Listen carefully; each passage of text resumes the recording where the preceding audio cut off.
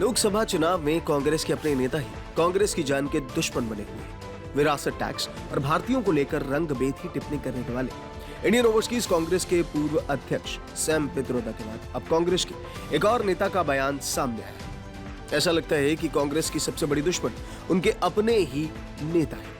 Party के वरिष्ठ नेता मणिशंकर अय्यर ने पाकिस्तान को लेकर एक विवादित बयान दिया। मणिशंकर अय्यर ने एक इंटरव्यू में कहा कि भारत को पाकिस्तान की इज्जत करनी चाहिए क्योंकि पड़ोसी मुल्क के पास परमाणु बम है।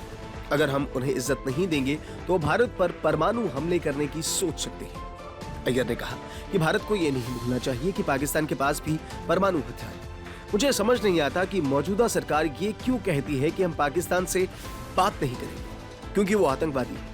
यह समझना जरूरी है कि आतंकवाद को खत्म करने के लिए चर्चा बहुत जरूरी है, वरना पाकिस्तान सोचेगा कि भारत अहंकार के साथ हमें दुनिया में छोटा दिखा रहा है। ऐसे में पाकिस्तान में कोई भी पागल इन बमों का इस्तेमाल कर सकता है। उन्होंने चेताते हुए कहा कि उनके पास भी परमाणु बम है, हमारे पास भी है, लेकिन क्या होगा अगर कोई पागल लाहौर में ये बम गिराने का फैसला कर ले। इस रेडिएशन को अमृतसर पहुंचने में 8 सेकंड भी नहीं लगेंगे। अगर हम उनकी इज्जत करेंगे तो वो शांत बने रहेंगे, लेकिन अगर हम उन्हें छोटा दिखाते रहेंगे तो कोई पागल आएगा और बम गिरा देगा। कांग्रेस नेता का कहना है कि मैं ये नहीं कह रहा हूं कि हमें ये सोचे कि हमारी समस्या का हल कैसे निकलेगा, ये काम विशेषज्ञों का है।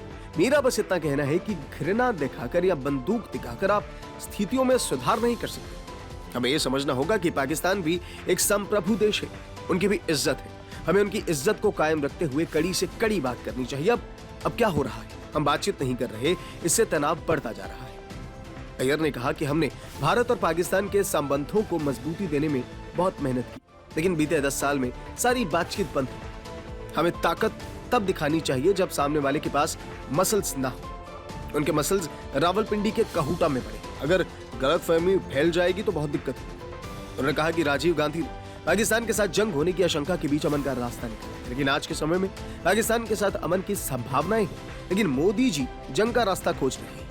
इससे पहले इंडियन ओवरसीज कांग्रेस के अध्यक्ष पद पर रहते हुए सैम पित्रोदा ने भारत के अलग अलग हिस्सों में रहने वाले लोगों की विवादित रूप से तुलना की। सैम पित्रोदा ने कहा कि भारत एक अत्यंत विविधता वाला देश है, जहां पूर्वी भारत में रहने वाले लोग चीन के लोगों जैसे, पश्चिम में रहने वाले अरब जैसे, उत्तर भारत में रहने वाले श्वेतों की तरह और दक्षिण में रहने वाले अफ्रीकी लोगों की तरह दिखते हैं, लेकिन इससे फर्क नहीं पड़ता। इससे पहले सैम पित्रोदा के विरासत टैक्स वाले बयान पर काफी हो हल्ला मचा था, काफी विवाद हुआ था।